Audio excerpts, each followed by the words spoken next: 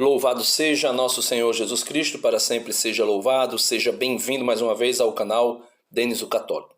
Meus queridos e amados irmãos, algumas pessoas têm me questionado por que é que eu tenho feito vídeos respondendo a esse ateu travestido de crente, que é o Lucas Banzoli, que ele se passa por alguém muito intelectual, alguém muito sábio, alguém muito crente, mas na verdade eu vejo que não é tudo isso que ele diz, né? Na carta de São Tiago, no capítulo 2, capítulo 2 da carta de São Tiago, versículo 19, veja o que é dito. Veja, capítulo 2, versículo 19 diz assim, deixa eu só encontrar aqui, pronto, aqui. Creis que Deus existe? Muito bem. Também os demônios creem e tremem de medo. Então, ser crente, né? Até os demônios são. E eles creem em Jesus, eles creem que há um só Deus e eles estremecem de medo. Quantos demônios se depararam com Jesus e, ao ver Jesus, gritaram: "Que viestes fazer aqui? Viesse nos atormentar antes da hora? Jesus de Nazaré, Jesus, filho do Deus Altíssimo, eu sei quem tu és o santo de Deus." E Jesus dizia o quê? Cala-te e sai dele.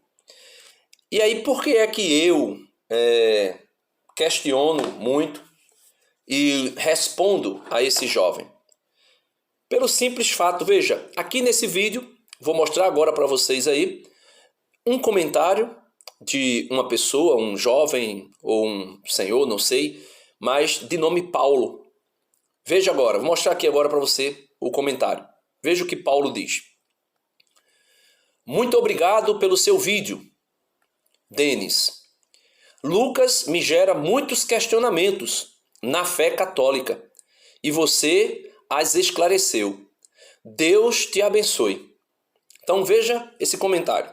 Aqui já vale a pena, para mim, se não tivesse nenhuma visualização no canal, no vídeo, somente esse rapaz, Paulo, visse o vídeo e eu esclarecesse as dúvidas que ele tem sobre a fé católica, e que são dúvidas, questionamentos impostos, colocados por esse ateu disfarçado de crente.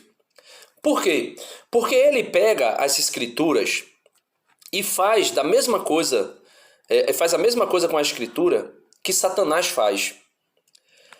Na tentação de Jesus, Satanás usou a Bíblia, usou as escrituras da época, o Antigo Testamento que já existia. E ele faz exatamente isso. Veja, Gênesis capítulo 3, versículo 1 diz assim: a serpente era o animal mais astuto de todos os que o Senhor Deus havia criado. Esse jovem tem uma astúcia tremenda. Ela, a serpente, disse à mulher: então Deus vos disse para não comerdes de nenhuma árvore do parque ou do jardim? Veja, ele está dizendo: então Deus vos disse para não comerdes de nenhuma árvore do jardim? É assim que ele faz. Ele pega uma verdade de Deus e corrompe essa verdade. Não que a verdade em si possa ser corrompida, mas ela é deturpada na interpretação. Ela é deturpada da maneira que ela é apresentada. Então veja, a verdade sobre a proibição de comer alguma coisa está no que Eva vai dizer no versículo 2, e não no que a serpente perguntou de maneira maliciosa no versículo 1. No versículo 1, a serpente pergunta de forma maliciosa: então Deus vos disse para não comerdes de nenhuma árvore do jardim? A resposta, a verdade que estava lá, era essa aqui.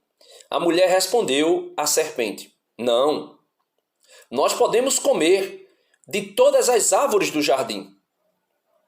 Versículo 3 agora. A verdade é essa aqui. Somente da árvore que está no meio do jardim, Deus nos proibiu comer ou tocar, sob pena de morte. Então ela jogou para Eva, é assim que acontece a sedução, é assim que entram os questionamentos na mente das pessoas, quando eles fazem uma pergunta inflamada de hipocrisia, de maldade e de malícia, como fazia os fariseus e os saduceus ao próprio Cristo Jesus, como também os mestres da lei. Eles fazem a pergunta: então Deus proibiu vocês de comer todos os frutos do jardim? A resposta é não, ele não nos proibiu de comer de tudo. Ele nos proibiu de comer apenas da árvore que está no meio, no centro do jardim. E Deus nos proibiu comer ou tocar, sob a pena de morte. Aí veja que quando você se abre ao diálogo, ou seja, quando você começa a assistir o vídeo desse jovem e outros vídeos de protestantes, quando você começa a dialogar com o mal travestido de bem, veja o que é que acontece. Versículo 4. A serpente replicou: nada de pena de morte. Acontece que Deus sabe que vossos olhos se abrirão quando comerdes dela, e sereis como Deus, versados no bem e no mal. Eles dizem a mesma coisa: olha, os olhos de vocês vão se abrir, as escamas dos olhos de vocês vão se abrir, vocês vão ver que a mentira do catolicismo e vocês vão sair dela. É a mesma astúcia, é a mesma maneira, é a mesma forma, é a mesma retórica usada por Satanás o tempo todo. E por quê? Porque ele é o pai da mentira. João capítulo 8, versículo 44. Ele é o pai da mentira. E só lhe fala daquilo que lhe é próprio. Ele é o pai da mentira. Então, assim acontece com esses canais de ateus travestidos de crentes, disfarçados de crente, trazendo questionamentos, usando a palavra de Deus, como o diabo usou para Eva. É verdade que ele proibiu vocês de comer todos os frutos, né? Usando a palavra de Deus, aí vem o questionamento para exatamente tirar você da fé verdadeira, para tirar você da igreja, da única igreja de Cristo. E o questionamento, as dúvidas implantadas, a sementinha, o veneno que foi inoculado lá no Éden, também está sendo nos dias atuais pelos operários, apóstolos de Satanás, disfarçados de apóstolos de justiça. Mas nós precisamos fazer, não somente denunciar, como eu estou fazendo, mas fazer o que João Franciano Neto comentou um pouco abaixo do comentário de Paulo. Vamos interceder pela conversão do Banzoli, porque ele é digno de dó.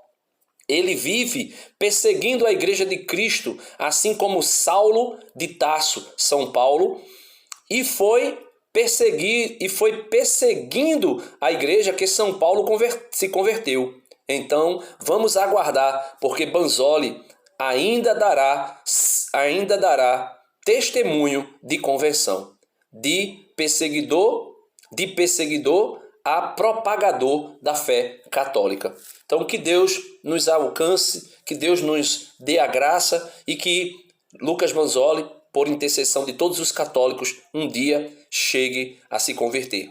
Se não endurecer o coração, né? Como diz o salmista e como diz o autor da carta aos Hebreus. Se hoje ouvires a voz do Senhor, Lucas Banzoli, não endureçais o vosso coração. Deus abençoe a todos, compartilhe o vídeo e vamos evangelizar. Amém.